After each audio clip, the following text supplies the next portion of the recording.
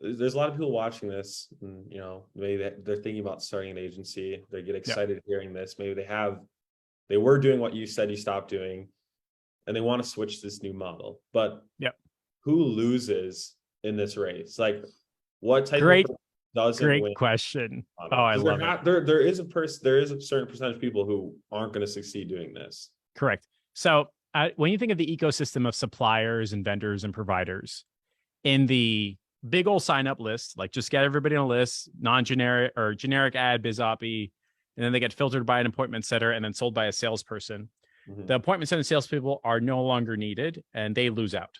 Okay. So like, I don't have to spend $1,500 a month, $2,000 a month on a really, really good appointment setter and have the fucking daily stand-ups where you're like, hey, how many appointments have you set? Yeah, I hate that. Like it ends up being like the worst conversation ever because you're like, man, I'm just an appointment setter. I don't know why it's not working. And they're like, well, you figure out. You're like, okay, fuck me. What am I supposed to do, right? Then the salesperson loses out because you don't need a salesperson anymore because the volume doesn't exist. So like everybody views their business as like a funnel like this, right? And then each person or each process or each step filters out something.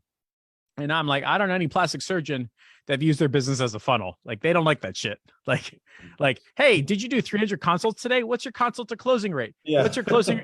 Like, no, man, like, come on. Like no small business, much less a medium business thinks that way. Maybe a large business, and maybe I'm wrong and it's the internet. If I'm not wrong, it's not really the internet. But like the funnel philosophy, I think allows for a lot of problems. And I'm migrating my philosophy to like a pipeline. Like if they fall into the pipeline, there's a 99% chance they're going to come through and buy, and it's a good fit. So all the filtering is done at the ad level, not like this. It's an ad and then, and I want everyone to know the rules of the game before they opt in, because these huge CRMs have like a massive cost. I don't mean like Active Campaign charging you $600 a month or Twilio charging you $800 a month. I mean, in your brain space, you're like, fuck, man, how am I going to accomplish my goals? Okay, I can work my pipeline. No, man, like that solution, you're not going to find happiness in working your pipeline. What you're going to find happiness in is running an ad where somebody's like, I like your stuff, I want to buy it.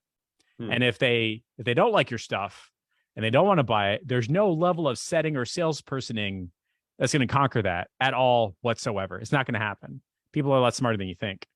And there's 4 or 5 companies that are agency to agency that I keep trying to do that. I'm like, dude, I said no like 12 months ago, and I'm getting a phone call once a month as a check-in. I'm like, all you're doing is reinforcing why I'm saying no. So I think my philosophy has changed from work the pipeline, and the people that get paid to work the pipeline are appointment setters and salespeople, but also the lead generation or the Facebook thing. So let's just say you run the numbers and you're like, all right, our cost per acquiring client is $300, but we make $3,000 and you take out $1,000. So we pay $300 and make $2,000. Dump all the money ads. Incorrect. What you're doing is when you spend way too much money on ads, you're allowing Facebook to optimize for the wrong thing. Like when I see a lead coming in on Facebook, I should genuinely believe it's a somewhat of a good fit client. Somewhat of a good fit. Like not perfect, but like 60, 70%, right? Yeah. They should be, for me, a dentist that wants more all-on fours and knows you charge $750. What you do is you hire a media buyer and you say, yo, we need cost per lead of blank. And you go, you got it, dude. You're getting an F ton of patients or bycatch or the wrong fit. And now you incur additional costs, not just from Facebook, but appointment setter and then salesperson, all that. So it's much better to run your shop. I don't want to use the term lean, but really a reflection of you as an individual. Like once you're in the funnel, it's me texting you from my phone saying, hey, it's Jeff. Did you sign up for this? All right, cool. Did you want to talk tomorrow? That's how businesses want to buy from businesses. Like I don't know any super high-end rhinoplasty surgeon that's like, yo, thanks for setting me up with your CSM and appointment setter, Jeff. Like they don't want to do that. But when I call them and I go, yo, I think you signed up for the $750 month all-on for rhinoplasty lead qualification follow program, right? And he goes, yes. I go, cool. I'll call you at 2:00. Great. And then it's me on the phone. We talk 15, 20 minutes and there's no like surprise. There's no like, oh, let me drop some cool sales psychology on you. And it's just, no, this is what we do. This is how we do. Yes or no. And then they end up buying. We've had a guy named, it's either Sean or Nick or something like that. He's English. And same Sean or Nick. No, his name is Sean Kelly. Yeah. But he's English, right? He's English, super polite, right? Like, and I've told this to his face. He's super polite, like doesn't try to push people. Yeah. And his business is like blue collar construction workers that have like their phones are big and yellow with the otter bumper because they keep dropping them. Otter box, yeah. Right. And like, I'm like, dude, you got to be like aggressive with this shit. He's like, I can't. I'm like, I know, but the way you're going to do it is by saying, this is the price. Do you want it? Yes or no? That's it. And he closed 4 in 24 hours. And it's not a function of like him being a better salesperson.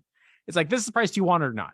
And when you run those ads, everything works. And so the people that lose out are the appointment setters, the salespeople, the lead generation process. So like you don't waste a lot of money on YouTube or Facebook or AdWords or TikTok or anything like that. And I think what ends up winning is fulfillment and then the agency owner. So like the Jeff on the side of the equation.